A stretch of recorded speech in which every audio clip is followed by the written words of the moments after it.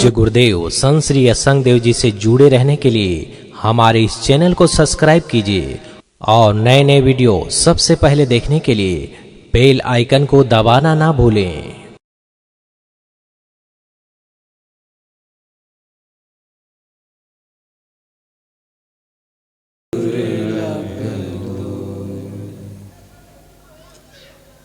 गुरुदेव तुम्हारी जय जय हो, गुरुदेव तुम्हारी जय जय हो, हे संत तुम्हारी जय जय हो, हे संत तुम्हारी जय जय हो, हे नाथ तुम्हारी जय जय हो, हे नाथ तुम्हारी जय जय हो, गुरुदेव तुम्हारी जय जय हो, गुरुदेव तुम्हारी जय जय हो, बोलिए सद्गुरु भगवान की जय।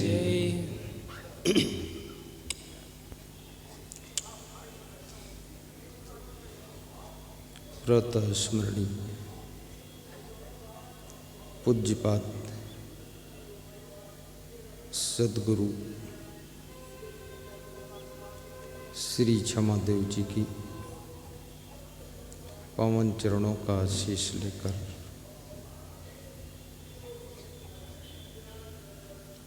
तीर्थ भूमि छत्तीसगढ़ प्रदेश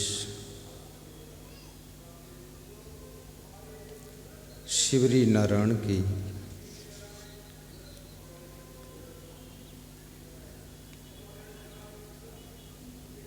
पवित्र स्थान में राघव मित्र मंडल के द्वारा आयोजित सुखद सत्संग समागम में हम और आप निमज्जन करेंगे, जीवन को कृतार्थ करेंगे। विवेक वैराग्य संपन्न समस्त संत महात्माओं, माताओं और बहनों, भद्र पुरुषों तथा मेरे प्रिय आत्मन बच्चों, आज का दिन पूर्णाहुति का दिन है। सुखद सत्संग कथा का आज विराम होने वाला है। पूर्णाहुति का भंडारा भी है।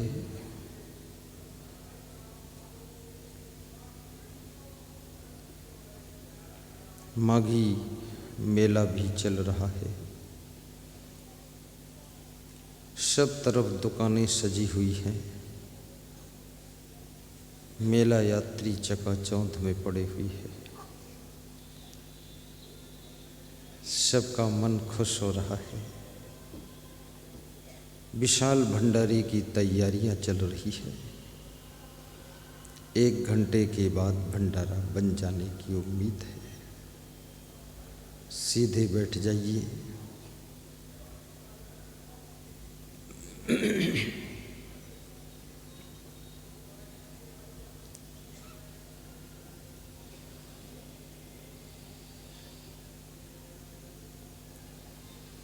साहिब बंदगी बोलिए।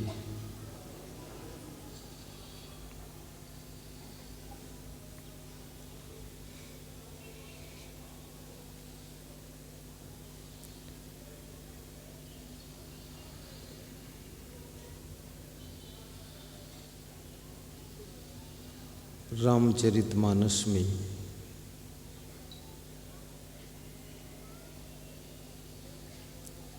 जिस समय रावण ने मामा मारीच को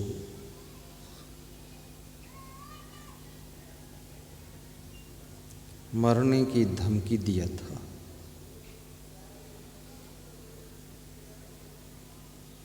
मामा मारीच विचार करने लगे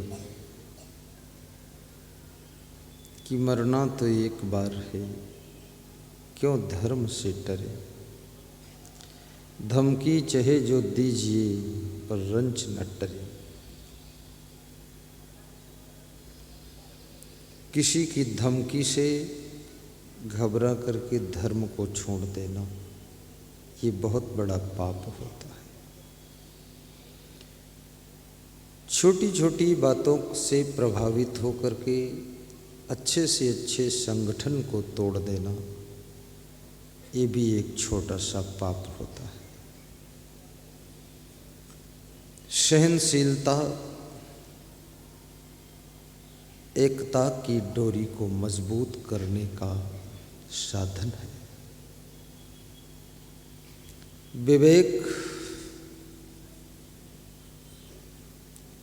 हर समस्या का समाधान ढूंढने में सक्षम है।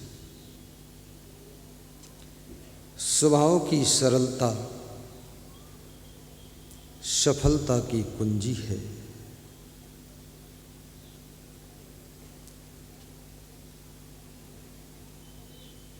रावण अपने मामा मारीच से कहता है कि तुम मृग बन जाओ, पंचवटी के पास में राम की कुटिया है, वहां जाकर के सीता जी के सामने बार बार आओ जाओ ताकि सीता जी मोहित हो जाए और सोने के मृग बन जाओ।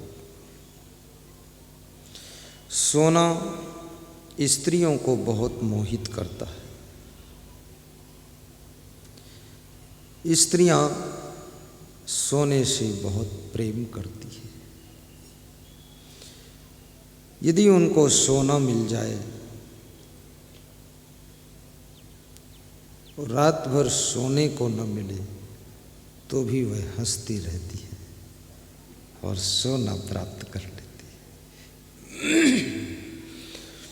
और कितनी स्त्रियां सोना के आकर्षण में अपने पति का भी सोना हराम कर देती है। ये सोना कोई साधारण चीज नहीं है।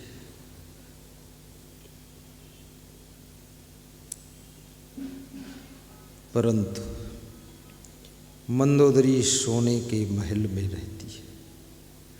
तुम एक सोने का कुंडल पहनती हो, सोने की नथुनी, सोने का हार, सोने की अंगूठी, सोने की कुछ और आभूषण, लेकिन मंदोदरी सोने की लंका में रहती है जहाँ सोने की दीवार है, जहाँ सोने की कुर्सियाँ हैं और सोने की कुर्सी रखना भी बुरा नहीं है। मैं उसका खंडन नहीं करता। सोने की थाली में भोजन करो तो भी कोई बुरा नहीं है, लेकिन सोना के लिए किसी का सोना हराम करना, खुद का सोना हराम कर लेना, ये अज्ञानता है।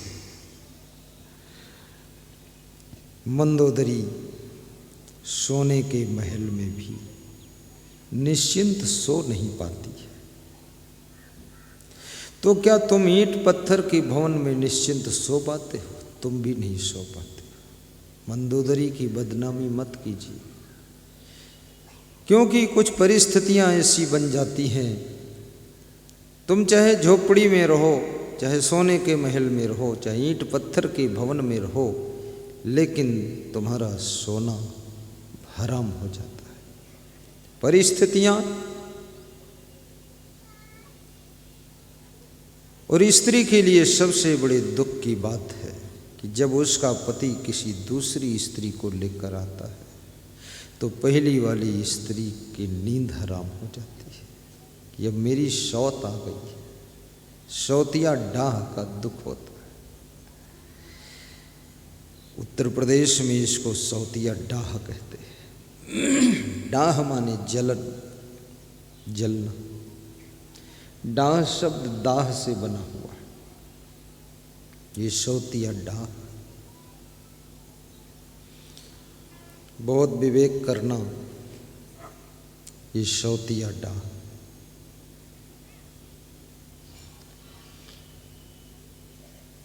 मंदोदरी दुखी है,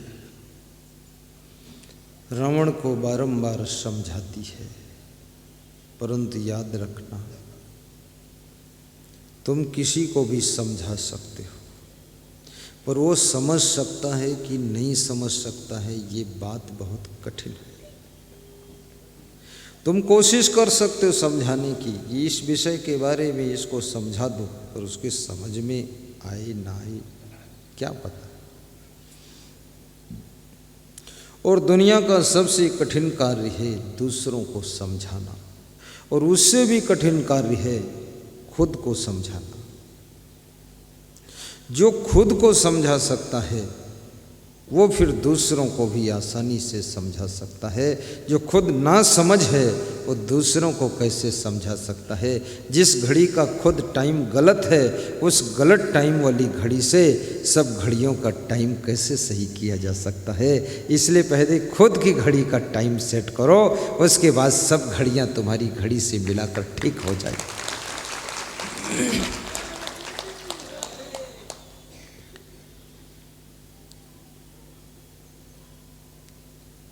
मामा मारीच का मन दुखी हो जाता है। ये राघव मित्र मंडल की ओर से कथा हो रही है, इसलिए आज राम कथा का भी समाविष्ट करूंगा। इसे मैं बचपन से राम कथा ही कहता था, वो मेरा प्रिय सब्जेक्ट था, परंतु जब से संत हो गया तो अब जनरल कथा कहता रहता हूँ, सब मिक्स कर देता हूँ, कोई फिक्स नहीं रहती। आज भी मिक्स करूँगा।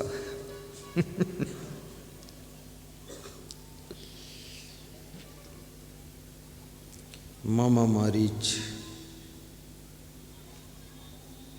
रावण को समझाते हैं कि मेरे भांजे जिद मत कर, हठ मत कर, क्रोध मत कर। मूर्ख के 3 लक्षण होते हैं। जो मूर्ख होता है उसमें 3 लक्षण आपको मिल जाएंगे, और जहाँ जहाँ ये 3 लक्षण मिलें समझ लेना ये मूर्ख है। और यदि वो मूर्ख है वास्तव में तो उसके पीछे नहीं पड़ना चाहिए, उससे बचना चाहिए। मूर्ख से बचना ही बुद्धिमानी है। मूर्ख से लड़ जाना खुद की मूर्खता है, क्योंकि वो तो मूर्ख है ही। अब तुम उसके साथ मूर्खता कर रहे हो। तुम तो बुद्धिमान हो, समझदार हो, इसलिए तुम बच के रहो। और इस संसार में बचना बहुत कठिन है। बचना और बचाना ये दोनों बहुत कठिन है। खुद को बुराइयों से बचाना और दूसरों के लफड़ों से बचना ये बहुत कठिन काम है। अपने परिवार को भी बुराइयों से बचाना एक साधना है। और परिवार का एक भी सदस्य यदि बुराइयों के जाल में फंस गया है, पूरे परिवार में कलह कलेश का आरंभ हो जाएगा।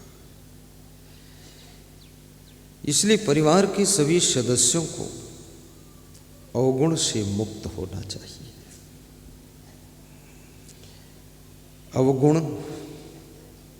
अवगुण ऐसे है जैसे गुलाब के पौधे में कांटे होते हैं। गुण ऐसे हैं जैसे गुलाब के पौधे में खिले हुए फूल होते हैं। यदि आपके अंदर गुण ही गुण बढ़ रहे हैं तो समझ लो विभिन्न प्रकार के फूल तुम्हारी जिंदगी की वाटिका में खिलते चले जा रहे हैं। यदि अवगुण बहुत बढ़ रहे हैं तो हमारी ये वाटिका में कांटे भी उगते चले जा रहे हैं। जैसे कांटे चुभने पर दर्द देते हैं, अवगुणों से दर्द और दुख पैदा होता है।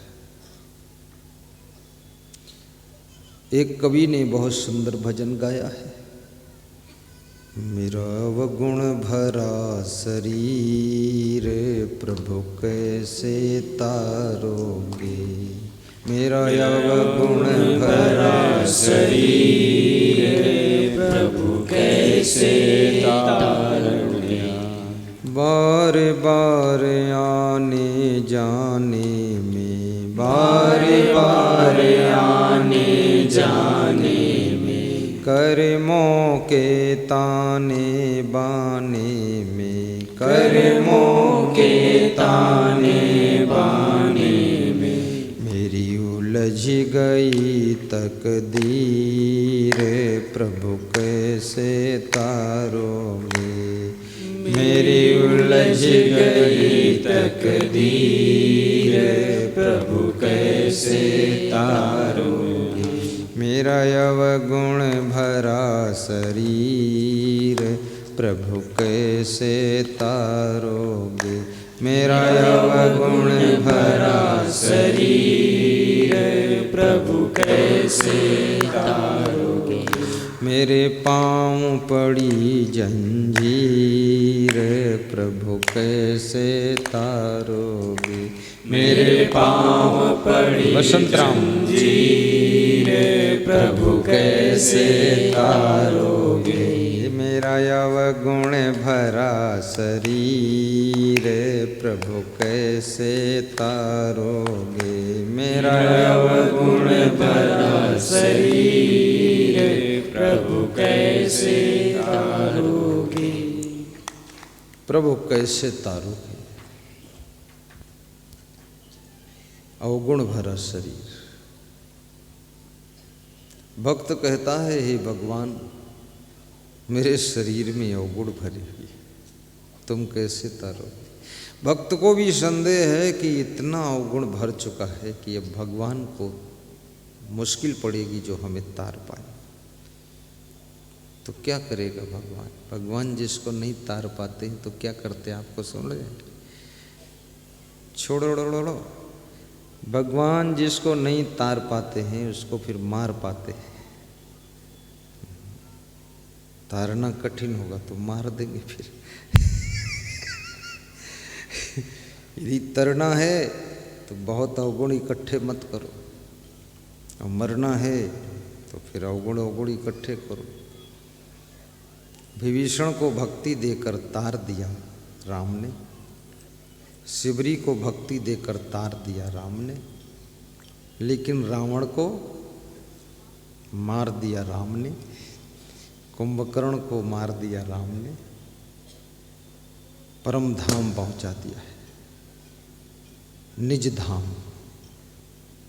जिसको निज धाम जाना है तो भगवान से मारे जाओगे तभी जाओगे निज धाम।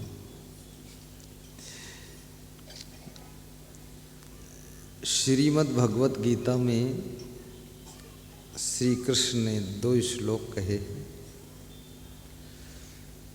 यदा यदा ही धर्मस्य ग्लानिर्भवति भारत अभ्युत्थानम् अधर्मस्य तदात्मानं सृजाम्यहम्। परित्राणाय साधूनां विनाशाय च दुष्कृतां धर्म संस्थापनार्थाय संभवामि युगे युगे। क्या अर्थ है इसका। जब जब हो ही धर्म की हानि बढ़हि असुर अधम अभिमानी। जब जब हो ही धर्म की हानि बढ़हि असुर अधम अभिमानी। बढ़हि असुर अधम अभिमानी। अभिमानी, असुर, अधम, ये 3 जब बढ़ते हैं, अधम, असुर और अभिमानी। असुर माने राक्षस, अभिमानी माने घमंडी, और अधम माने नीच, नीच से नीच अधमाधम, अधमाधम नीच से नीच। महाराष्ट्र में एक भक्त आया, उसने 51,000 रुपये मुझे दान दिए। तो मैंने कहा पहली बार मिले, इतना बड़ा दान दे रहे हो। बोला 10 वर्ष से टीवी में तुम्हारा प्रवचन सुनता हूँ, 25 लाख फीस तुम हर वर्ष उसमें देते हो, उसमें 51,000 का योगदान कर रहा हूँ और रोज प्रवचन सुनता हूँ। तो हमने कहा सुनने से कुछ सुधार हुआ कि नहीं हुआ, प्रवचन सुनने से? तो उसने बहुत मज़े की बात कही। उसने कहा प्रवचन रोज सुनता हूँ और सुधरूं या न सुधरूं, लेकिन कुछ नीचपना तो कम हो ही जाएगा। सुधरूं या न सुधरूं, कुछ नीचपना तो कम हो जाएगा।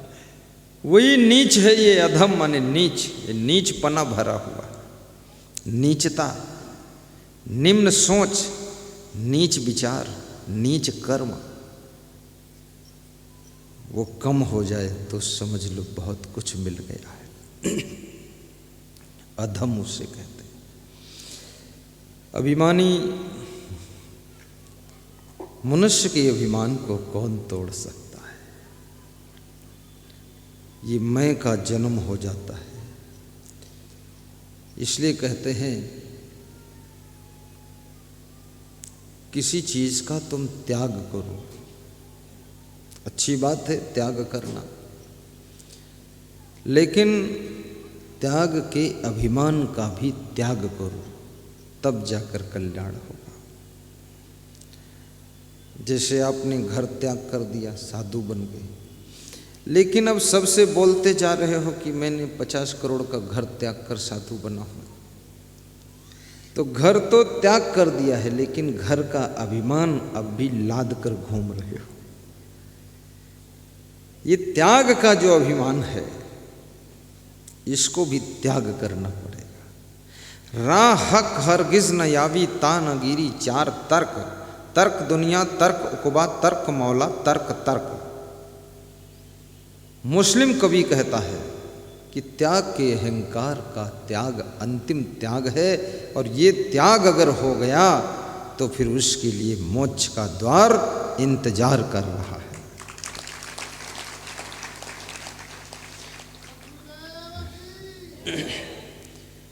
जब जब हो ही धर्म की हानि,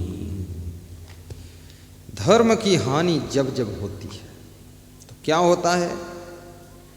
उस धर्म की रक्षा करने के लिए जब अधम, अभिमानी, पापी, नीच पैदा हो जाते हैं, नीचों की नीचता को खत्म करने के लिए, असुर प्रवृत्तियों का सफाया करने के लिए, मनुष्य के घमंड को खंड खंड करने के लिए कोई महान शक्ति का अभ्युदय होता है, उसका जन्म होता है। और वो महान शक्ति कभी सत्संग के द्वारा, कभी भंडारा के द्वारा और कभी धार्मिक कार्यक्रम के माध्यम से जगत के लोगों के अंदर के अभिमान को खत्म करके उनको नम्रता की, सरलता की नदी में स्नान करा देता है। जब जब हो ही धर्म की हानि, बाढ़हि असुर अधम अभिमानी। अधम, हमारे आप के अंदर अधमता न रहे।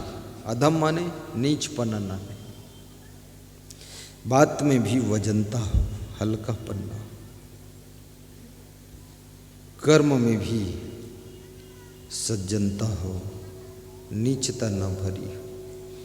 आवाज़ अच्छी है महाराज, बदलिए मत, बिगड़ गई आवाज़, पहले ही ठीक थी।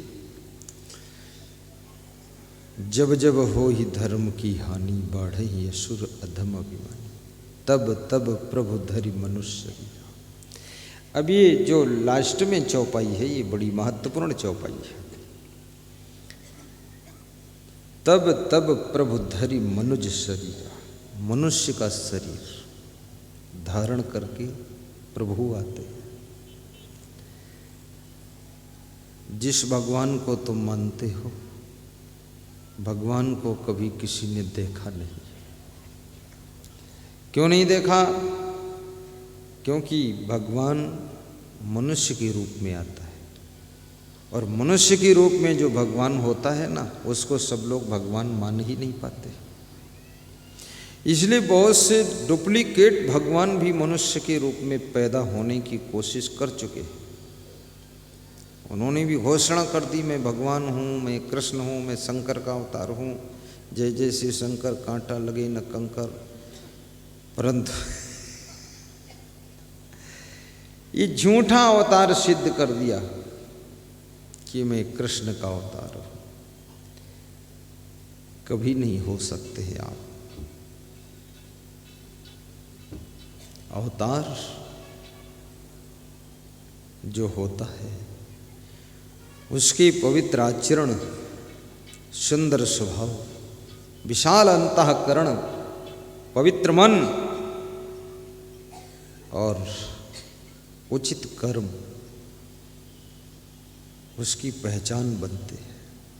ये बेविचारी कोई अवतार हो सकते हैं, ये भ्रष्ट आचरणहीन लोग ढपोल संखी हो सकते हैं।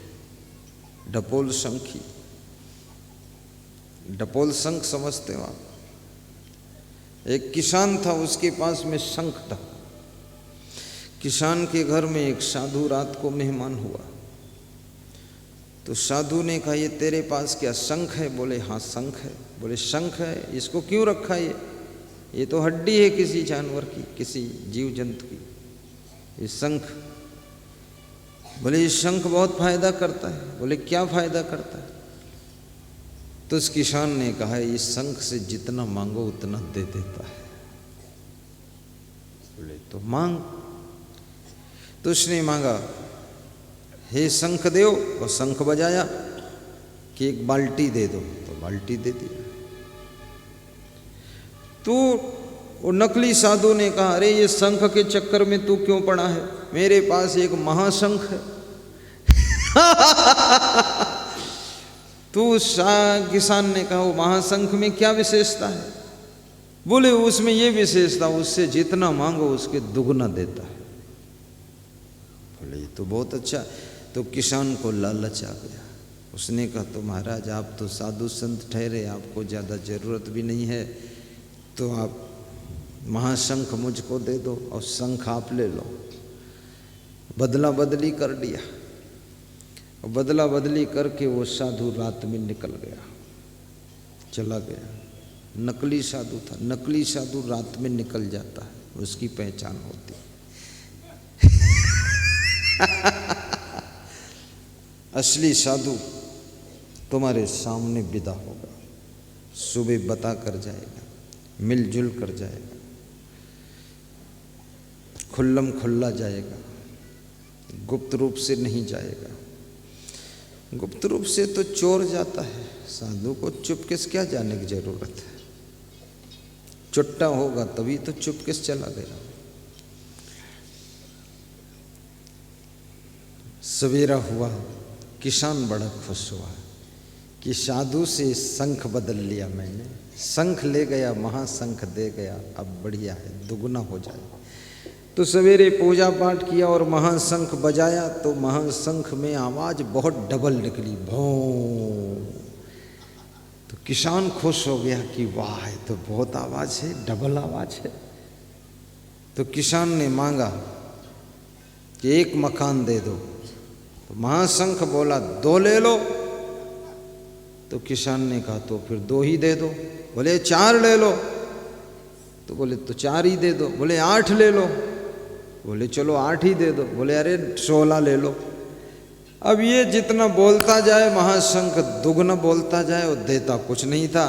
तो किसान ने कहा, अरे माथा पीटा, बोला ये महाशंख नहीं, ये तो ढपोल शंख, देता कुछ नहीं, केवल बोलता है। जो केवल बोलता हो वो ढपोल शंख होता है। कितने मनुष्यों में भी ढपोल शंख है, बहुत बड़ा ढपोल शंख। बोलता खूब है, करता कुछ नहीं। ये कर दूंगा, वो कर दूंगा, ऐसा कर दूंगा, वैसा कर दूंगा, पर करेगा कुछ नहीं। एक इंटरमीडिएट का प्रिंसिपल मुझको मिला, बोला सुख की चाबी मिल गई है। तो हमने कहा तो चाबी लगाओगे कब? बोले अंत समय में लगाऊंगा। तो एक दिन मैं निकला, दिल्ली जा रहा था, मेरे आश्रम के पड़ोस भी 16 किलोमीटर पर है वो घर उसका। तो सड़क पे वो झाड़ू लगा रहा था, लंबा वाला झाड़ू। तो मेरी गाड़ी देखा तो झाड़ू लेकर खड़ा हो गया। तो मैंने कहा क्या सुख की चाबी लगाने जा रहा है? बोला खड़े हो जाओ। छत्तीसगढ़ में कहते हैं ना ठाड़ रहो, यूपी में बोल दे ठाड़ रहो तो मतलब मारपीट होने वाली, इसलिए कहते ठाड़ रहो, देखो आता हूँ मैं। यहाँ कहते ठाड़ रहो तो बंदगी कर लो, प्रणाम कर लो। तो उसने कहा कि चाबी मिल चुकी है। तो हमने कहा अच्छी बात, तो मुझे तो जाने दो दिल्ली। बोले नहीं नहीं समझ लो पूरा। तो मैं समझ गया कि ये ढपोल संघ है। सुख की चाबी ऐसी नहीं है जो आपको मिल गई दूसरे को नहीं मिलेगी। ये अपने अपने सुख की चाबी अपनी अपनी चाबी होती है।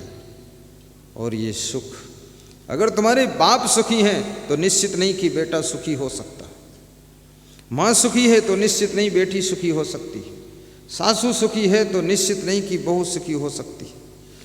क्योंकि सुखी होने का उपाय अलग अलग है, जुदा जुदा है। जिसके पास में गहरी समझ है, गहरा विवेक है, उसके पास में दुख भी सुख में बदल जाता है। और जिसके पास विवेक नहीं, संतोष नहीं और विचार करने की शक्ति नहीं, उसके सुख भी दुख में बदल जाते हैं।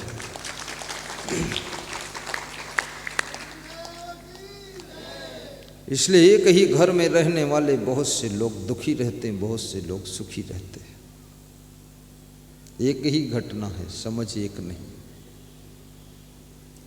किसान बहुत रोया धोया, पर वो नकली साधु शंख ले गया, ढपोल शंख दे गया।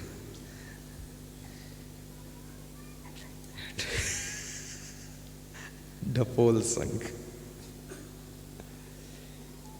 जब जब हो ही धर्म की हानि, भाव से गाइए, कल्याण हो जाएगा। डरा मत करो कोई। जिसको डर लगे तो भात ज्यादा खा लेना, फिर कोई बात नहीं।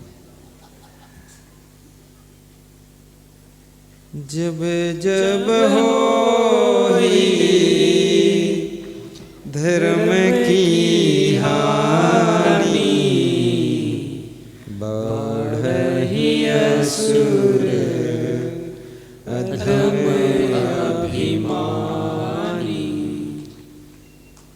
धर्म कब नष्ट होता है?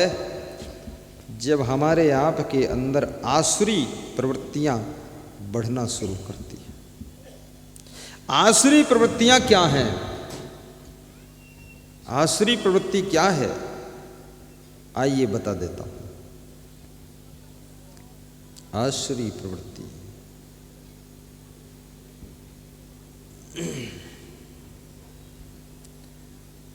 श्री कृष्ण कहते हैं, अर्जुन जब क्रोध बढ़ता है, ये आसुरी प्रवृत्ति की पहचान है। क्रोध का बढ़ना, गाली का बकना आसुरी प्रवृत्ति है। कामम क्रोधम तथा लोभम, क्रोधा पारुष्यमेव च दंभो दर्पोभिमानश्च। जब तुम दंभाचरण करने लग जाओ, दर्प घमंड करने लग जाओ, अभिमान करने लग जाओ, क्रोध बहुत आने लग जाए, क्रोधा पारुष्यमेव च, बहुत कठोर बोलने जाओ, सबसे कड़वा बोलो। दंभो दर्पोभिमानश्च क्रोधा पारुष्यमेव च अज्ञानम च अभिजातस्य पार्थ संपदम आसुरी। अज्ञान के गर्भ से आसुरी संपदा का जन्म हो जाता है। जितना घोर अज्ञान होगा आपके पास में, उतना अधिक तुम्हारे अंदर आसुरी प्रवृत्तियां जन्म लेना शुरू कर देंगी। अज्ञानी बहुत क्रोध कर सकता है, सीमा से बाहर क्रोध कर सकता है। अज्ञानी जब क्रोध में आता है तो लिमिट तोड़ देता है, फिर तहस नहस हो जाए, नष्ट भ्रष्ट हो जाए, मिट जाए, खुद मिट जाए, तुम मिट जाओ, मर जाओ, कट जाओ, लेकिन उसका क्रोध रुकता नहीं। और ज्ञानी यदि कभी जोश में आता है तो कंट्रोल रखता अपने को, ब्रेक लगा देता है। क्रोध आसुरी प्रवृत्ति है, अभिमान भी आसुरी प्रवृत्ति है। और ये जब प्रवृत्तियां बढ़ती हैं तो समझ लो धर्म नष्ट होने के कगार पर है। दुर्योधन का अभिमान बढ़ा, रावण का अभिमान बढ़ा, कंस का अभिमान बढ़ा, रावण का क्रोध बढ़ा, तभी तो धर्म नष्ट करने के लिए खड़ा हो गया। कुंभकर्ण ने भी रावण को समझाया, मंदोदरी ने समझाया, मेघनाद ने समझाया, विभीषण ने समझाया, तो क्रोध में उसको लात मार दी। जब किसी की बात समझने के लिए तुम तैयार ना हो तो समझ लेना अब तुम्हारी मृत्यु निकट आ गई है। सब समझा समझा करके थक जाएं, समझाने वाले सब तुमसे खिलाफ होने लग जाएं, तो समझ लेना अब तुमको मृत्यु दंड मिलने वाला है। अब तुम ज्यादा ही सीमाएं तोड़ चुके हो। अब कोई राम का अवतार लेगा और तुमको मारेगा, तुम खत्म हो जाओगे। जब जब होई धर्म की हानि, बढ़ई असुर अधम अभिमानी, तब तब प्रभु धरि मनुष्य शरीरा। ये प्रभु मनुष्य का शरीर धारण करके आते हैं, अर्थात जिनमें प्रभुता के गुण हैं वो प्रभु का रूप हो जाता है मनुष्य। प्रभुता के गुण क्या होते हैं? भगवान के गुण क्या हैं बता दूं? भगवान के लक्षण बताता हूं। धर्मे तत्परता, मुखे मधुरता, दाने समुत्साहिता। जो उत्साह पूर्वक दान करता है, समझ लो प्रभु का अवतार है। ये मैं नहीं कह रहा हूं, नीति शास्त्र का श्लोक बोल रहा हूं। मैं अपनी जेब की बातें बहुत कम कहता हूं, सब प्रमाणित करता हूं, कोड करता हूं, क्योंकि मैं अपनी पॉकेट की बात बोलूं तो तुमको डाउट हो जाएगा, ये महाराज इधर उधर चटनी पटनी करते थे। दाने समुत्साहिता, मुखे मधुरता, जिसके मुख की वाणी में मिठास है, स्वीट वाणी है, ये प्रभु के अवतार का संदेश मिल रहा है। जो धर्म के कार्यों के लिए तत्पर है। आज राघव मित्र मंडल वालों से मैंने पूछा, तुम लोग किस तरह से दान करते हो, कैसे दान करते हो, क्या ना? बोले जहां ठीक समझ में आ जाता है तो दान कर देते हैं। क्या बात है, राघव मित्र मंडल। और दान के बारे में उन्होंने कल भी चर्चा किया, मेरे से आज भी किया। श्री कार्तिक राम यादव जी ने, 3 भाई हैं वह, जनक राम जी यादव, बसंत राम जी यादव। इधर बसंत, बीच में संत, उधर जनक, इधर कार्तिक।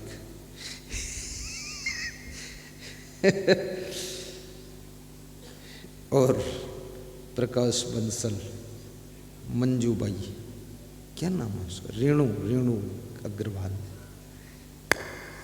बहुत बड़ी बात। राधे श्याम,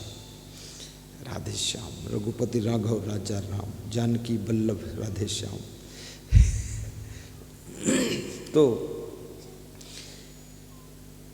दान के लिए उत्साह से दान करने की इच्छा। जहां देखा कि यहां ठीक है वहां दान दे दिया। अन्नदान महादान है। इस राघव मित्र मंडल की ओर से हरिद्वार कुंभ मेले के महाभंडारा के लिए 200 कुंटल चावल दान देने का संकल्प हो चुका है। ताली बजा दीजिए।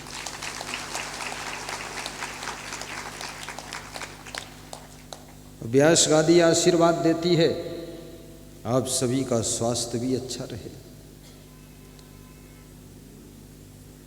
और इस 200 कुंटल चावल के भंडारा को ग्रहण करने के लिए आप हरिद्वार भी सब लोग आए। राधाबाई और उसकी पुत्रवधू है क्या है, दोनों ने मिलकर 1 कुंटल चावल देने का संकल्प लिया है। पूछ रहे थे कैसे आएगा आपके पास। मैंने कहा तुम तैयार करना, यहीं दे जाना कार्तिक राम के यहाँ, शिवरी नारायण में छोड़ जाओ। जनवरी महीने में, अगली जनवरी, ये तो नहीं, 1 साल बाद ये चावल जाएगा। संकल्प आज लोगे, 1 साल के बाद चावल आपका हरिद्वार जाएगा। इतना लंबा समय, तुरंत दान नहीं लेता हूँ, क्या करूँगा चावल धर करके मैं, खराब भी हो जाएगा। तो भगवान का लक्षण धर्मे तत्परता, मुखे मधुरता, दाने समुत साहिता। मित्रेय वंचकता, गुरो विनयता, चित्तयित गंभीरता। बाबा ध्यान देना, मित्रेय वंचकता, जो मित्र के साथ में निष्कपट व्यवहार करता है, मित्र से कपट नहीं करता, ये भगवान का लक्षण है। सुग्रीव से मित्रता किया लेकिन फिर कपट नहीं किया, विभीषण से मित्रता किया, कपट नहीं किया, ये भगवान का गुण है। अगर ये गुण आप में है तो समझ लो मनुष्य के रूप में आपने प्रभु का अवतार लिया है, और भगवान कोई अलग ढंग से थोड़े आता। मित्रेय वंचकता, बाली का वध करने के बाद क्या राम सुग्रीव का वध नहीं कर सकते थे? यदि उनके अंदर कपट होता तो सुग्रीव को भी मार देते और किष्किंधा का राज्य, लक्ष्मण को राज्याभिषेक कर देते। रावण, कुंभकर्ण, मेघनाद सबका वध होने के पश्चात राम के अंदर यदि कपट होता विभीषण के प्रति तो विभीषण का भी वध कर देते और लंका के शासन पर भरत को लाकर बिठाकर सुशोभित कर देते। कपट नहीं था। लंकापति को मारने के बाद जब लंकेश का पद विभीषण को प्रदान किया, विभीषण ने कहा प्रभु दंडवत प्रणाम है, चलो लंका में चरण रखो। बोले नहीं, लंका देखने की भी इच्छा नहीं है। सोने की लंका हो चाहे मिट्टी की लंका हो, देखने की भी इच्छा नहीं है। जाना तो अलग है, मैं वहाँ नहीं जा सकता। लक्ष्मण तुम जाओ, विभीषण को राजगद्दी पर बिठाकर वापस आ जाओ। एक ईंट भी वहाँ से चुरा कर अयोध्या को नहीं लाई। निष्कपट मित्रता जिसके पास में है वो भगवान का रूप होता है। आज भी भगवत रूप लेकर के बहुत सी नारियां बैठी हैं, भगवान रूप लेकर बहुत से पुरुष बैठे हैं, और भगवत का रूप लेकर के बहुत से महान संत भी प्रकट होते हैं। धर्म की रक्षा जो करे वो भगवान का रूप है। धर्म को बिगाड़े वो राक्षस है, चाहे साधु भेष में हो, चाहे गृहस्थ के भेष में हो, धनवान हो या निर्धन हो, यदि धर्म को बिगाड़ता है, मित्रों के साथ कपट करता है, कंजूस है, मक्खी चूस है, चोर है, निकम्मा है, और साथ में कड़वी बाणी बोलता है, वो राक्षस है। धर्मे तत्परता, मुखे मधुरता, दाने समुत साहिता। दान करना एक बात है, लेकिन उत्साहपूर्वक दान करना, लपक के दान करना, दौड़ के दान करना, मेरा लिखो और मैं दान कर रहा हूं, हंस के दान करना, दान करने के बाद पछताना, तो दान का पुण्य छीड़ हो जाता है। कितने लोग दान के बाद पछताते हैं, कितने लोग दान के बाद घर में लड़ाई भी करते हैं। अरे क्या मतलब हुआ, हंस करके दान दो। और दान तो एक ऐसी प्रक्रिया है, 10 दो तो 100 ले लो, 100 दो तो 1000 ले लो। दारिद्र्य नाशनम दानम शीलम दुर्गति नाशनम। दान करने से दरिद्र का नाश होता है। छोटी मोटी चीज नहीं है दान। ज्ञान दान, ये भी बहुत बड़ा दान है, ज्ञान दान। जैसे मैं ज्ञान सुना रहा हूँ, लेकिन अगर ये मंच ना बने, मंडप ना हो, तुम ना हो, कोई सत्संग कराने वाला ना हो, तो मैं कैसे ज्ञान सुनाऊंगा? इसकी व्यवस्था भी करना पड़ता ना, प्रचार प्रसार करना पड़ता है। तो राघव मित्र मंडल ने व्यवस्था किया, प्रचार प्रसार किया, फिर मुझे बुला लिया, फिर हम प्रवचन करने लगे, ज्ञान दान होने लगा। तो इस ज्ञान दान में आयोजक भक्त का बहुत बड़ा योगदान होता है, तभी ज्ञान दान संभव होता है। और ज्ञान दान से सबको शांति मिलती है। ये ऐसे थोड़े हजारों लोग आते हैं यहाँ पर, इनको सुकून मिलता है, चैन मिलती है, शांति मिलती है, इनको कुछ मिल जाता है जिससे आकर बैठे रहते, सिर हिलाते रहते, आनंद आते रहते। मिलता है ज्ञान दान। फिर अन्नदान को महादान कहा गया है। दूसरा दान अन्नदान है, ये महादान का स्थान है। क्योंकि भूखे भजन न होय गोपाला, ई लो कंठी ई लो माला। भूखे भजन तो होगा नहीं, तो अन्नदान बहुत महत्व। यहाँ अन्नदान और ज्ञान दान दोनों का संगम है। और फिर समय दान का भी महत्व है। सत्कार्यों के लिए, परोपकार के लिए समय दान करना चाहिए। फिर वस्त्र दान, और वस्त्र दान भी बड़ा महत्वपूर्ण दान है। क्योंकि मनुष्य नंगा घूमे तो मर्यादा विहीन है, इसलिए वस्त्र दान का महत्वपूर्ण स्थान है। वस्त्र दान। फिर सबसे जिसकी सबको जरूरत है उसका नाम है प्रेम दान। सबसे प्रेम कर दो, प्रेम से बोल दो। इसमें कोई खर्चा नहीं है, लेकिन निर्मल मन नहीं होगा तब तक तुम सबसे प्रेम भी नहीं कर सकोगे। प्रेम दान।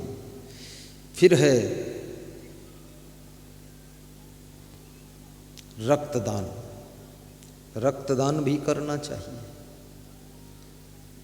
देश की सीमा पर जो मिलिट्री के जवान युद्ध कर रहे हैं, जब वो घायल हो जाते, उनका खून निकल जाता है, तो तुम्हारे शरीर का खून उनकी नसों में दौड़ना शुरू करता है और तुम्हारे खून से उनका शरीर युद्ध करता है। तब तुम यहाँ सुरक्षित रहते हो। यदि देश में ऐसी कोई समस्या खड़ी हो जाए तो देश की रक्षा के लिए, देश जवानों की जिंदगी के लिए रक्तदान भी कर दीजिए, ताकि देश हमारा सुरक्षित रहे, देश का जवान सुरक्षित रहे। रक्तदान। इसके बाद नंबर आता है नेत्रदान। अब मरना ही है तो आंखें क्या करोगे, नेत्रदान कर दो। फिर आता है अंगदान, किडनी दान। 2 किडनी है आपके पास, 2 फेफड़े हैं, सब डबल डबल सिस्टम है। अंगदान। फिर है धन दान। ये भी बड़ा महत्वपूर्ण दान है। धन दान का बड़ा अर्थ होता है। धन दान कोई छोटा मोटा दान नहीं। कोई आश्रम बन रहा है, मंदिर बन रहा है, उसके लिए धन दान करना। और मंदिर में जो धन दान आता है उसको स्वार्थ में खर्च नहीं करना चाहिए। वहाँ का जो महंत है, वहाँ जो पुजारी है, उसको मंदिर और आश्रम और मठ के धन को अपना व्यक्तिगत धन नहीं मानना चाहिए। वो हमारे बाप का धन नहीं है, वो सबका कल्याण करने के लिए धन है। इसलिए मंदिर में जो दान आता है उससे मंदिर में खीर पूड़ी का भंडारा भी होना चाहिए। मंदिर में साफ सफाई रखने के लिए कर्मचारी का वेतन भी निकलना चाहिए। कितने मंदिरों में इतनी गंदगी है, पुजारी भी एक किनारे पड़ा दिन में भी सोता रहता है। कोई भगत आता है, घंटी उंटी बजाता है, तो पुजारी लेटे लेटे आंख खोल के देख लेता है, जय राम जी की। ऐसा नहीं, वो मंदिर में सोने के लिए गए हो, कौन सो रहा है, उठ, क्या यहां मंदिर है, ऐसा क्यों बोल रहे गुरुजी? मंदिर में जाग कर बैठो। और मंदिर में भी जाओ तो पशुपतिनाथ मंदिर में एक भक्त मेरे साथ गया, ध्रुव सिंह केसी उसका नाम था, काठमांडू की बात। तो उसने 5 के नोट की नई गड्डी निकाली और जितने भिखमंगे बैठे थे सबको एक एक नोट दे दिया। तो मैंने कहा, ध्रुव केसी, तुम सबको एक एक नोट दे रहे हो, आज दे रहे हो कि रोज देते हो कि मेरे देखने के लिए देते हो? तो उसने कहा कि मैं जब आता हूँ तब देता हूँ। तो हमने कहा, ऐसे किससे देते हो तुम, इतना पैसे कैसे आते? आज के 25-30 वर्ष पहले की बात, उस समय 5 का नोट भी बहुत माना जाता था। तो उसने कहा, मेरी 3 बेटियां अमेरिका में हैं, तीनों सर्विस में हैं, और तीनों मुझे 3-3 लाख महीना देती हैं दान करने के लिए। कोई बेटा नहीं है, बेटी ही। और मुझे जहाँ कोई मिल जाता, समझ में आता यहाँ दे देना चाहिए, दे देता हूँ। तो मैंने कहा, बहुत अच्छे आदमी आप हैं। जिस दिन मेरी विदाई होनी थी, वाया ध्रुव केसी बोला कि काठमांडू में एक प्रोग्राम आपका करना चाहता हूँ। मैंने कहा, कर देना। ये चर्चा किया, चर्चा की बात शाम को समाचार आया, राजा मार डाला गया है, वीरेंद्र वीर विक्रम सिंह की हत्या हो गई, 13 मर्डर हो गए। उसी के पड़ोसी हमारा निवास था, कर्फ्यू लग गया। हमने कहा विदाई होना था, बोले इसी में रहो, जुदाई हो गई है। वहाँ फंस गए खाम खा, हम 10 दिन फंसे रहे काठमांडू में कि राजा की हत्या हुई, निकल नहीं सकते, नहीं तुम्हारी भी हत्या कर दी जाए। कर्फ्यू जोरदार। फिर नेपाली आदमी दिमाग को ऐसे ही थोड़ा ऊट पटांगे, बिना जरूरत गर्दन दबा दे किसी की। मैं तो नेपाल के पड़ोस का हूँ, सब जानता हूँ क्या उसका हाल है, दिमाग कैसा है। 10 दिन फंसे रहे, तब से मैं गया भी नहीं। हमने कहा एक बार गया तो राजा मार डाला गया, अब दोबारा जाओगे कुछ और हो जाएगा, खुद ही मार डाले जाओगे।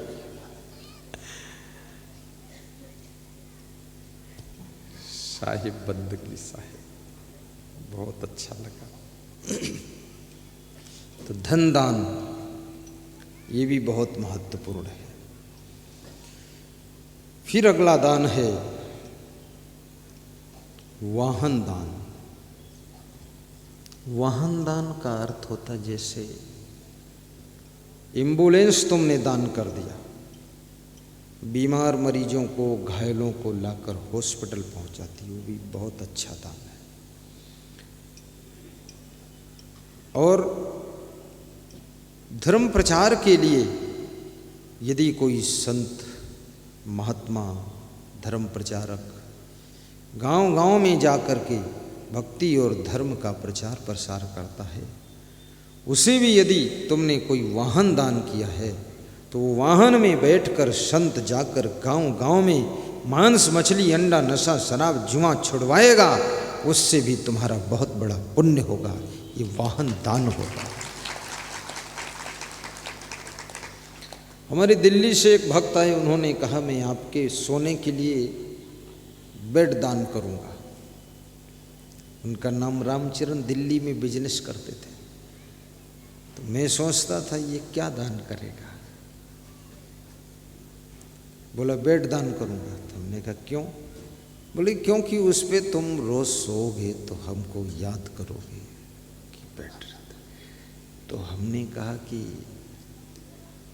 पहली बात तो यही मुश्किल है कि उस पर सोऊंगा कि नहीं सोऊंगा, क्योंकि मैं 3 दिन तो यहाँ सो रहा हूँ। अब 2 दिन भटभेरा में सोऊंगा बलौदा बाजार, फिर 2 दिन बेमेतरम सोऊंगा, फिर गोंदिया महाराष्ट्र में 2 दिन। मुझे 34 साल हो गए, सोने का भी ठिकाना नहीं है। इधर उधर किधर जिधर चले जाओ।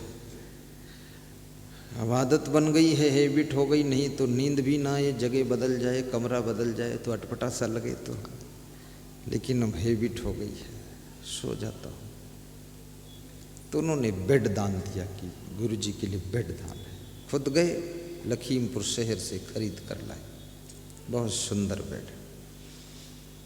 मैं उस पर 10 मिनट लेटा, फिर वो 3 महीने से रखा है। लेटने का टाइम ही नहीं, इधर लेट रहा हूँ।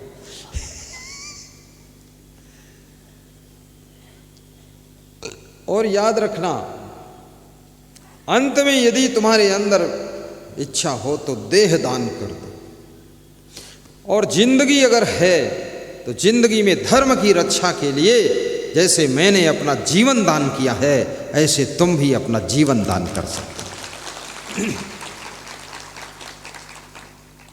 पूरा जीवन लगा दिया। अब ये जीवन घर के लिए नहीं है, अपनी जन्मभूमि के लिए नहीं है, ये जीवन पूरे संसार के लिए हो गया है। अब सबके लिए जीना है, सबके कल्याण के प्रवचन सुनाना है, सबको अच्छी राह बताना है, घर घर का कलह कलेश मिटाना, ये जीवन दान है। और किसी ने बहुत बड़ी गलती किया हो, बहुत बड़ा अपराध किया हो, यदि तुम राष्ट्रपति हो तो उसको प्राण दान दे सकते हो। प्राण दान, जाइए क्षमा कर देता। कभी कभी घर में कोई गलती करे तो उसको क्षमा दान कर दीजिए, माफ कर दीजिए। क्षमा दान, दाने समुत्साहित, लेकिन ये सब उत्साह पूर्वक हो, खुशी होनी चाहिए, मन में प्रसन्नता होनी चाहिए। दाने समुत्साहिता।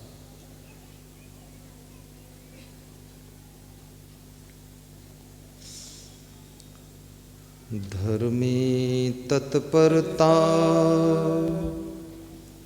मुखे मधुरता, दाने समुत्साहिता। मित्रे अवंचकता गुरो विनयता, चित्तयित गंभीरता। नीतिकार कहता है जिसमें गुरुजनों के प्रति नम्रता है, बड़ों के लिए नम्रता है, गुरु विनयता, जिसका विनम्र स्वभाव, ये भगवान का लक्षण है। अभिमान राक्षस का लक्षण है, नम्रता भगवान का लक्षण है। गुणे रसिकता, चित्तयित गंभीरता, चित्त का चंचल न होना, चित्त का स्थिर रहना, ये भगवान का गुण है। चकर मकर चंचलता करना, ये राक्षस का अवगुण है। आचारे सुचिता गुणे रसिकता, शास्त्रे सुविज्ञात्रता, जिसका आचरण शुद्ध है, ये भगवान का गुण है। यदि आपके आचरण शुद्ध है, चरित्रवान हैं आप, तो भगवत शक्ति आपके अंदर है। गुणे रसिकता, यदि अच्छे अच्छे गुणों को सीखने में रुचि है आपको, ये भगवत गुण है। शास्त्र विज्ञात्रता, शास्त्रों का ज्ञान है, शास्त्रों की जानकारी है। रूपे सुंदरता, यदि आपका सुंदर रूप है, सुंदर रूप तो हीरोइन का होता, क्या भगवान है वो? नहीं, शरीर के रूप की बात यहां पर नहीं की जा रही है। यहां पर तुम्हारे मन वाणी कर्म का रूप, मन का रूप, कर्म का रूप, वाणी का रूप यदि सुंदर है तो समझ लो तुम भगवान के रूप हो। रूपे सुंदरता, शिवे भजनता, और इष्ट देव का जो भजन करता है, गुरुदेव की भक्ति करता है,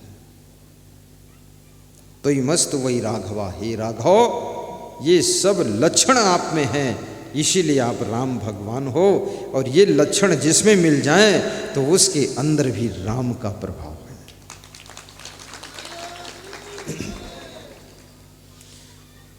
धर्मे तत्परता, मुखे मधुरता, दाने समुत सायुता। दान करना बहुत कठिन है। किसी गांव में भागवत कथा चल रही थी, कोई महात्मा कथा सुना रहा था। भागवत कथा तो गृहस्थ भी खैर सुनाते हैं, साधु भी सुनाते हैं, सब मिक्स चलता है। आरती जब हुई, आरती की थाल को दर्शन कराने के लिए कुछ कार्यकर्ता अंदर घूमने लगे। आरती की थाल लेकर जो दर्शन कराता है उसको भी बहुत पुण्य मिलता है, उसको सुंदरता, शांति और सुख प्राप्त होता है। इसलिए कभी आरती की थाल लेकर के दर्शन कराने का सुअवसर मिल जाए तो उत्साह से खड़े हो जाना चाहिए। ये धर्म का कार्य है। दर्शन जिसके जिसके सामने आरती पहुंचती जाती थी, सब लोग ऐसे हाथ करके मस्तक में लगाते थे, और मस्तक में लगा करके जिसकी जो श्रद्धा होती थी, आरती के दर्शन का नियम होता है धर्मशास्त्रों में कि उसमें कुछ अपना दक्षिणा दान अर्पित करना चाहिए थाल में। तो सब अर्पित कर रहे थे। तो एक ऐसा व्यक्ति आया था जो पहली बार आया, उसके सामने भी आरती की थाल पहुंच रही थी। तो उसने जेब में हाथ डाला कि अब तो कुछ देना ही पड़ेगा, क्योंकि सब दे रहे हैं, अब दोगे नहीं तो कंजूस कहेंगे लोग। आसपास में बैठे देख रहे हैं टुकुर टुकुर। वो आदमी की आदत है पड़ोसी को देखता रहता, ये कितना दिया ये भी लफड़ा बहुत है। और देख लेता है, बात को कहता बड़ा कंजड़ निकला, चवन्नी डाल दिया।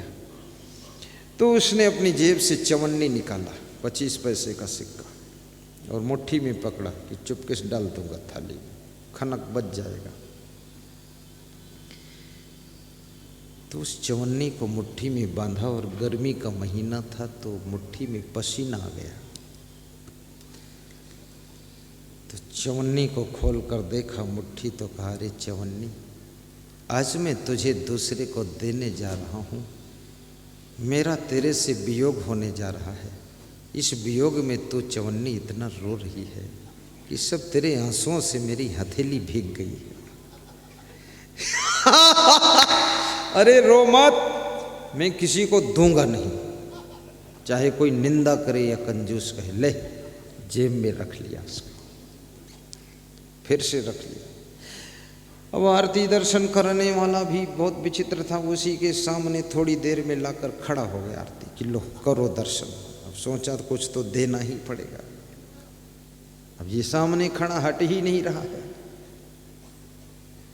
तो फिर जेब में हाथ डाला तो उसके हाथ में फिर वही चवन्नी लगी। कंजूस के हाथ में सबसे छोटा नोट ही आता है, बड़ा नोट आता है। चवन्नी लगी उसको, फिर देखा तो छुआ तो उसमें पसीना लगा हुआ था, पानी जैसा चिपचिपा रहा था। बोले अरे तू अभी भी रो रही है, तेरे को इतना बिछुड़ने का दुख हुआ, मत रो। तो आरती की थाल में हाथ घुमाया और उसमें से 100 का नोट निकाल कर जेब में रख दिया और चवन्नी से कहा मत रोना, तेरा बड़ा भैया साथ में बिठा दिया, उसके साथ मौज कर। कंजूस 4 प्रकार के लोग होते समाज में। एक तो होते हैं उदार आत्मा, जो खुद की सुविधा में भी कटौती करके दूसरों की सेवा करते हैं, दान पुण्य करते हैं, उदार आत्मा। दूसरे होते हैं दानी, यानी खुद भी सुविधा में रहते हैं और दूसरों की भी सुविधा के लिए दान करते हैं, धर्म की रक्षा के लिए। तीसरे होते हैं कंजूस। कंजूस का मतलब न खुद सही खाता है न दूसरों को खिलाता है, वो कंजूस। चौथा होता है मक्खी चूस। मक्खी चूस क्या है? मक्खी चूस, एक हलवाई शक्कर का जलाव बना रहा था, उसमें मक्खी उड़कर गिर गई तो उसने मक्खी को निकाला और फेंकने की कोशिश की तो याद आ गया कि मक्खी के शरीर में जो शक्कर का रस लगा वो व्यर्थ चला जाएगा, तो मक्खी की मुंडी पकड़कर मुंह में धर के चूस लिया। उसी का नाम मक्खी चूस है। मैं निवेदन करूंगा कि मक्खी चूस तो कभी मत बनना, तो कंजूस भी मत बनना। उदार बनो या दानी बनो, क्योंकि ये संसार में सब ये तुम्हारे साथ कुछ जाने वाला नहीं, तुम्हारा है भी नहीं, तुम लेकर भी नहीं आए थे, तुम जो भी बनाए हो यहीं बनाए हो। इसलिए यहाँ थोड़ा पुण्य में भी खर्च करो, दान में खर्च करो, सत्संग में खर्च करो, भोजन भंडारा में खर्च करो, आश्रम मंदिर के निर्माण में खर्च करो और संत सेवा में खर्च करो, गुरु की सेवा में खर्च करो। और यदि हो सके तो धर्म प्रचार के लिए धूमधाम मचा दो, पूरे देश के अंदर धर्म का झंडा लहरा दो।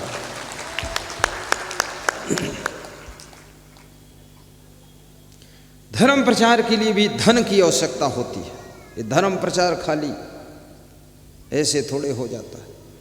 महात्मा बुद्ध के धर्म का प्रचार करने के लिए अनाथ पिंडक नाम के एक सेठ ने 100 करोड़ मुद्रा दान दिया था। उस समय 2500 वर्ष पहले, 100 करोड़ 2500 वर्ष पहले वो स्वर्ण मुद्रा थी, कितना माने रखती थी। आज कोई 100 करोड़ दे दे तो कितना धर्म प्रचार हो जाएगा। 100 करोड़ बहुत होता है। जब महात्मा बुद्ध ने अपनी सभा में पूछा कि इस वर्ष का सबसे बड़ा दान किसका आया है, महात्मा बुद्ध संत हो गए थे, सब त्याग कर संत हुए थे, राजमहल छोड़कर संत हुए थे, फैमिली छोड़कर संत, यशोधरा पत्नी को छोड़ दिया, राहुल को छोड़ दिया, उसका बेटा था महात्मा बुद्ध का राहुल, उसको छोड़ा और फिर अपने माँ बाप शुद्धोधन को भी छोड़ दिया, महामाया को छोड़ दिया और निकल गया।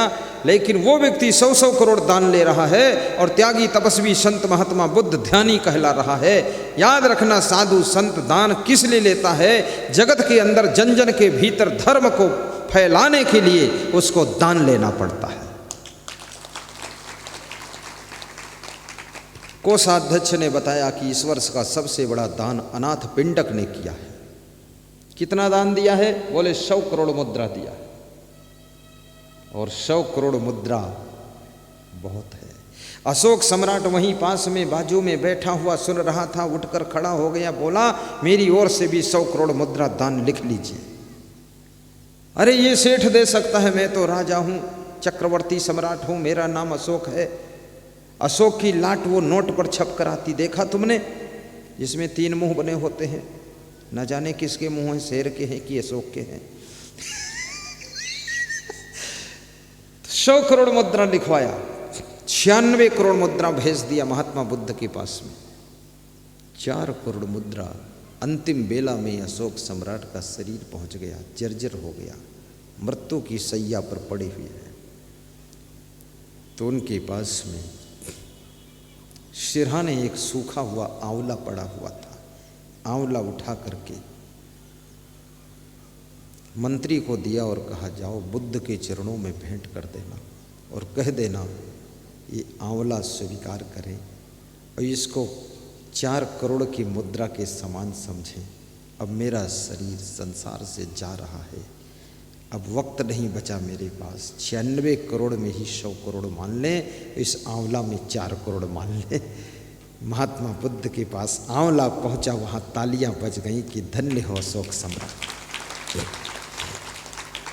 अशोक बहुत बड़ा दानी था, ये ऐसे थोड़े उसकी लाट उसमें लगी है, नोट में छपी है, ये कंजड़ों की लाट थोड़े लग जाती, कुछ करना पड़ता उसके लिए। अशोक का नाम अमर हो गया और अशोक सम्राट ने संसार छोड़ने से पहले पहले अपने पुत्र महेंद्र सिंह को और अपनी पुत्री संघमित्रा को आदेशित किया कि तुम जाओ बौद्ध धर्म का प्रचार करो। लंका में जाकर, हांगकांग में जाकर के उनके बेटे और बेटियों ने धर्म का प्रचार किया। अरे ये धर्म का प्रचार कोई बुद्धू आदमी से नहीं हो सकता, इसके लिए प्रखर बुद्धि के व्यक्ति की आवश्यकता होती है। ऐसे थोड़े धर्म का प्रचार होता है। और जब अशोक सम्राट का बेटा महेंद्र सिंह प्रचार प्रसार में उतरा तो राजा का बेटा था, बुद्धिमान था, राजपुत्र था, राजकुमार था, ऐसे प्रवचन देता था, अनोखे रूप से बौद्ध धर्म का प्रचार किया कि थाईलैंड में जाओ, वहां सब बौद्ध धर्म छाया हो। मैं गया हूं वहां, इंडोनेशिया में बौद्ध धर्म का बहुत प्रभाव है, लंका में बौद्ध धर्म का बहुत प्रभाव है, विश्व के बहुत से देशों में बौद्ध धर्म फैल गया। आज कोई व्यक्ति धर्म के प्रचार के लिए अपने बेटे को भी देना नहीं चाहता है। किसी का बेटा अगर धर्म प्रचार के लिए जाने लग जाए तो इतना रोना धोना, चिल्लपों, हाय हल्ला, हे अल्लाह, अल्लाह इल्लाह, जो खाया है उगल दिया, कुछ नहीं है। धर्म प्रचार के लिए भी देना पड़ता है। जैसे मेरी माँ ने सोचा था तुम संत बनो और प्रवचन करो जाकर, कोई बुद्धिमान व्यक्ति जब संत बनता है तब धर्म के क्षेत्र में क्रांति पैदा होती है। और याद रखना, महात्मा बुद्ध के साथ में एक नहीं करोड़ों लोग धर्म प्रचार कर रहे थे। बुद्ध इतना लंबा ट्रेनिंग नहीं देते थे, बस 10-5 दिन उसको सिखाया, समझाया और लाल कपड़ा पहनाया और बोल दिया फट से निकल जाओ, प्रचार करो। पर बौद्ध धर्म जिस समय प्रचार हुआ था वहाँ खुद जाना पड़ता था। आज तो धर्म का प्रचार करना बहुत आसान है। टीवी चैनल के माध्यम से, यूट्यूब के माध्यम से, फेसबुक के माध्यम से, व्हाट्सएप के माध्यम से धर्म की बातें, ज्ञान की बातें, गुरु की बातें, गुरु का प्रवचन जन जन तक पहुँचाया जा सकता है। आज तो उतनी प्रॉब्लम ही नहीं है, बहुत सरल है। आज हमारे साथ में राधे श्याम सोनी जी बैठे हुए थे, कह रहे थे कि आपका प्रवचन जब पहली बार टीवी में देखा मैंने, बोले उसी दिन से चिपक गया, बस हो गया काम, अच्छा लगा। बोले एक बार जो सुन लेता है फिर सुनता ही रहता है, बहुत बड़ी बात है। इस कलयुग में धर्म का प्रचार करना बहुत सरल है, बहुत सरल है। अभी यहाँ जो प्रवचन कर रहा हूँ मैं, ये विश्व में जा रही, लाइव टेलीकास्ट हो रहा है, सीधा प्रसारण यूट्यूब पे चल रहा है। महाराज यहाँ थोड़ा सर्वर कम है, नेटवर्क कम है, इसलिए बीच बीच कट हो जाता है, नहीं तो सीधे। और मोबाइल के यूट्यूब में 17 करोड़ 8 लाख श्रोता सुन रहे हैं। सोचिए, अगर मैं खुद सब जगह जाकर प्रचार करना चाहता तो हो ही नहीं पाता। यूट्यूब का कमाल है, बहुत लोग सुन रहे हैं। इसलिए मोबाइल के यूट्यूब पे के श्रोताओं से कहूँगा कि अपने अपने मोबाइल को, प्रवचन को सब्सक्राइब भी कीजिए, बेल आइकन भी दबाइए, लाइक भी कीजिए और साथ में शेयर भी कीजिए, दूसरों के मोबाइल में पहुंचा दीजिए।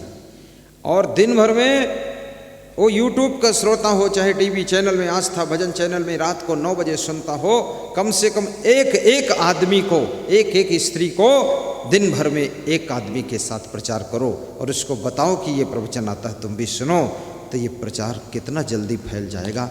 इससे मेरा फायदा तो नहीं होगा, लेकिन सबका फायदा होगा। इसको फैलाइए, वायरल फैला दीजिए, कोरोना वायरल, सबके अंदर प्रवेश हो जाए।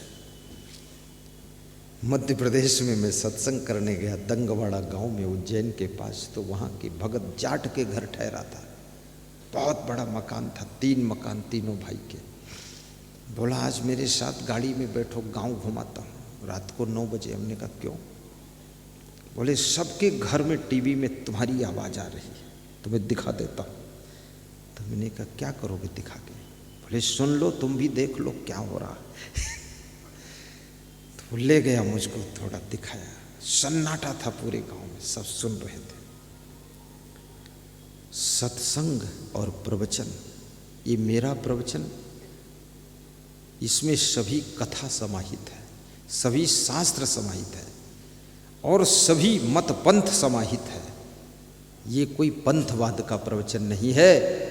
ये प्रवचन मनुष्य के सुख शांति के लिए प्रवचन है, उन्नति समृद्धि के लिए प्रवचन है, मानवता के लिए प्रवचन है, कि भारतीय संस्कृति को मजबूत करने के लिए प्रवचन है। ये हिंदू धर्म का गौरव बढ़ाने के लिए प्रवचन है और धर्म को मजबूत करने का प्रवचन है।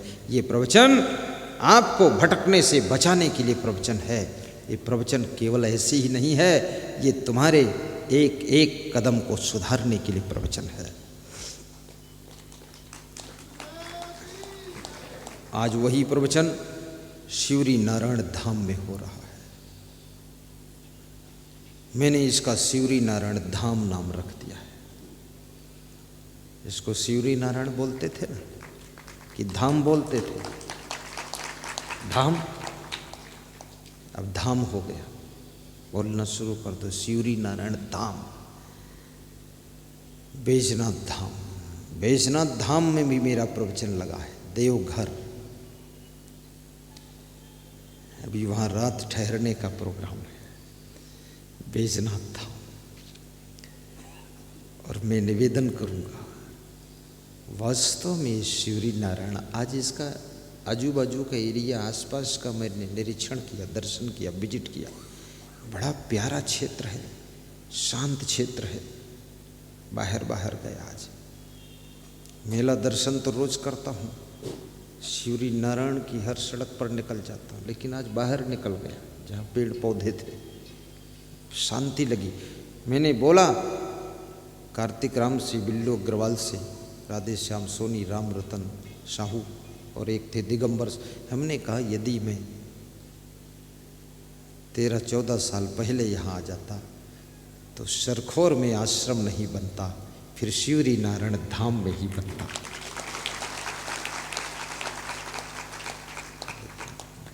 ठीक है, जो हो गया, वहाँ का भी सौभाग्य रहा होगा कुछ उस क्षेत्र वालों का। जहाँ संततः तीर्थ बासु, जहाँ रामतः अवध निवासु। गाइए, सब गाइए, गाओ महाराज जी, बोलो। जहाँ संत तहाँ तीर्थ बासु, गाओ। जहाँ संत तहाँ तीर्थ बासु, जहाँ राम तहाँ निवासु, जहाँ राम तहाँ निवासु। जय हो तुलसीदास की, क्या चौपाइया हैं। जहाँ राम तहाँ अवध निवासु, जहाँ संत तहाँ तीर्थ बासु।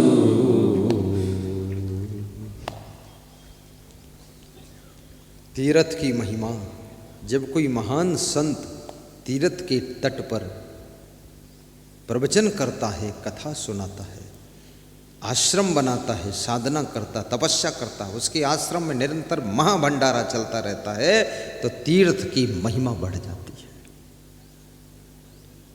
तीर्थ की महिमा बढ़ाना चाहिए। तीर्थों में कभी गंदगी नहीं करना चाहिए। केला खाकर छिलका फेंक दिया, संतरा खाकर छिलका फेंक दिया, चना का बूट खाकर इधर उधर डाल दिया, कागज डाल दिया, नहीं, कूड़ेदान में डालो, अपने थैले में रख लो। जहाँ उचित जगह मिले, गाय मिल जाए तो फल के छिलका निकाल कर खिला दो, इधर उधर क्यों डालते हो? साफ सफाई। अभी यहाँ आज मैं बोर बांटूंगा, बोर आया मेरे पास और केला आया, एक थैला केला और एक डलिया बोर। यानी जो यहाँ आएगा प्रणाम करने दर्शन करने उसको दूंगा, उधर नहीं दूंगा किसी को। लेकिन वो बोर के अंदर गुठली होती है, गुठली इधर उधर मत डाल देना। अब गुठली क्या करोगे फिर, जहाँ कूड़ा कबाड़ हो उधर डालो। और गाय तो गुठली भी खा लेती है, गौ माता। गन्ना चूसो तो गन्ने का छिलका भी इधर उधर मत डालो। सफाई, शुद्धता रखो तीर्थों में। और तीर्थों में सरकार को भी चाहिए कदम कदम पर सुलभ शौचालय स्थापित करें। जिसको जहाँ फ्रेश होने की इच्छा वहाँ फ्रेश हो ले। सूर्य नारायण धाम में कम से कम 2000 शौचालय शासन को बनाना चाहिए।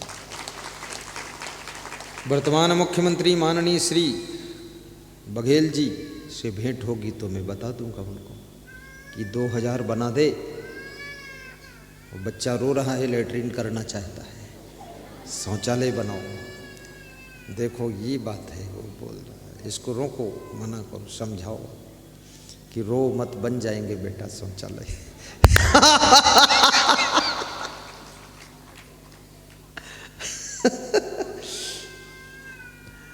साहिब बंदगी साहिब। जब जब हो ही धर्म की हानि, बढ़ई असुर धम अभिमानी। तब तब प्रभु धरि मनुज शरीरा, हरहि सकल सज्जन भव पीरा। मनुष्य का रूप, प्रभु मनुष्य के रूप में आते हैं। कैसे आते हैं? एक छोटा सा गांव था, उस गांव में एक नदी थी, नदी के किनारे एक मंदिर था, मंदिर में एक पुजारी था और पुजारी खूब पूजा करता था, मन से पूजा करता था, श्रद्धा से पूजा करते करते वर्षा का ऋतु आया तो बहुत घनघोर वर्षा हुई। नदी में बाढ़ आ गई, नदी में उफान आ गई, तो मंदिर तक पानी आ गया। गांव के लोगों, एक आदमी आया, उसने कहा पुजारी बाबा गांव में चलो, अब यहाँ मत रुको, पानी बढ़ रहा है नदी का। बोला मैं तो जाने वाला नहीं, जब भगवान खुद आएगा तभी जाऊंगा। रात भर में मंदिर डूब गया। मंदिर की छत के ऊपर चढ़ के बैठा जाकर पुजारी, पानी का बढ़ना बंद नहीं हुआ। मल्लाह नाव लेकर आया, बोला बैठ जाओ, इस पे निकल चलो, अभी बच सकते हो। बोले नहीं, भगवान आएगा तभी बचाएगा, तभी जाऊंगा। दूसरी रात में पानी और बढ़ गया, उसका गला तक डूब गया, तो हेलीकॉप्टर आया, रस्से डाले गए कि पकड़ रस्सा, चल पार कर दो। बोले नहीं, हेलीकॉप्टर से भी जाने वाला नहीं, भगवान खुद आएगा, मुझको ले जाएगा। पानी और बढ़ा, अगली रात में उसका नाक मुंह डूब गया और मरने लगा डूब कर। तो चिल्लाने लगा, ये भगवान तू है कि नहीं है कि तेरी झूठी पूजा करता हूँ। तो आकाशवाणी हुई कि मैं तो हूँ, लेकिन तेरे पास पहचानने की आँख नहीं है। जब मैं पहली बार आया तुझको कहा कि गांव में चलो तो मैं ही था, वो कोई दूसरा नहीं था। जब नाव लेकर आया था तुझे बचाने के लिए, तब भी तू नहीं गया। हेलीकॉप्टर लेकर आया, रस्सा डाला, तुझसे कहा चल, तू भी नहीं गया। अब तू और क्या चाहिए? अब तुझे मरना है तो मर, मैं तो आया था।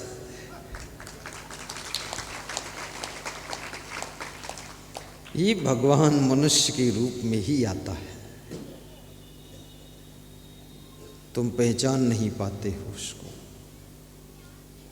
जो सत्कर्म कर रहा है वो भगवान का ही रूप है, जो भंडारे चला रहा है वो भगवान का रूप है, जो सत्संग समागम कर रहा है वो भगवान का रूप है, और जो धर्म की रक्षा के लिए आश्रम मंदिरों का निर्माण कर रहा है, धार्मिक मेलों को विकास करने में लगा हुआ है, धार्मिक मेलों में सड़कें बनवा रहा है, वो भगवान का ही रूप होता है। भगवान भगवान के रूप में नहीं मिलता है, भगवान मनुष्य के रूप में ही आकर हमें आपको दर्शन देता है। गा दीजिए चौपाई, फिर समाप्त कर देता हूं। अगली बार जब यहाँ सत्संग होगा 2 बजे प्रवचन शुरू होगा, 5 बजे बंद हो जाएगा। इस बार तो जो पूज्य गुरुदेव संत श्री असंग देव जी से जुड़े रहने के लिए हमारे इस चैनल को सब्सक्राइब कीजिए और नए नए वीडियो सबसे पहले देखने के लिए बेल आइकन को दबाना ना भूलें। 1 बजे से 2 बजे तक भोजन कर लो, और 2 से 5 प्रवचन सुन लो, और 5 बजे फिर जिसको खाना है फिर भोजन भंडारा कर लो, फिर घर चले जाओ। 2 टाइम थोड़ा तकलीफ आपको भी है, और मुझे तकलीफ है कि नहीं मैं कह भी नहीं सकता। साहिब बंदे गाइए। जब जब हो ही धर्म की हानि, बढ़ी असुर अधम अभिमान। श्रद्धा कुंभ है ये।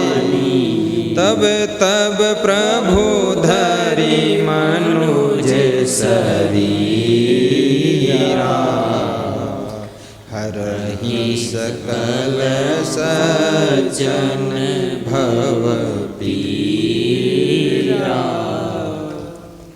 तब तब प्रभु धरि मनुज शरीरा, हरहि सकल सज्जन भव पीरा। हरहि सकल सज्जन भव पीरा। जो दूसरों का कष्ट हरे वो भगवान होता है। पराया दर्द अपनाए उसे भगवान कहते हैं। किसी के काम जो आए उसे इंसान कहते हैं। मुसीबत में न घबराए उसे भगवान कहते हैं। किसी के काम जो आए उसे इंसान कहते हैं, उसे इंसान कहते हैं।